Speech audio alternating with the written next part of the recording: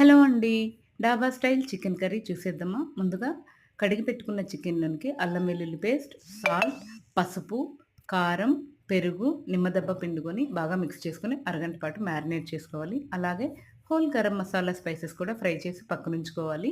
Stove పైన pan పెట్టి oil వేసి ఆయిల్ హీట్ ఎక్కాక ఆనియన్స్, టొమాటో, క్యాష్యూస్, పచ్చిమిర్చి కూడా మగ్గించుకోవాలండి. అందులోనే ఈ హోల్ గరం మసాలా స్పైసెస్ కూడా వేసి 2, 3 నిమిషాల పాటు మగ్గించుకున్నాక, చల్లారాక మెత్తటి పేస్ట్‌లా చేసి పక్కనుంచుకోవాలి.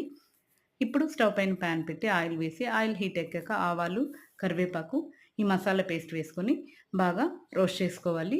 ఇప్పుడు మ్యారినేట్ చేసుకున్న చికెన్ కూడా వేసేసుకొని 5, 6 నిమిషాల పాటు బాగా రోస్ట్ చేసుకున్నాక, మన కన్సిస్టెన్సీ తగ్గట్టు వాటర్ యాడ్ చేసేసుకొని 10 నిమిషాల పాటు సిమ్‌లోనే పెట్టి ఉడికించేసుకొని ఫైనల్‌గా కొత్తిమీరతో గార్నిష్ చేసుకుంటే డాబా స్టైల్ చికెన్ కర్రీ రెడీ అండి.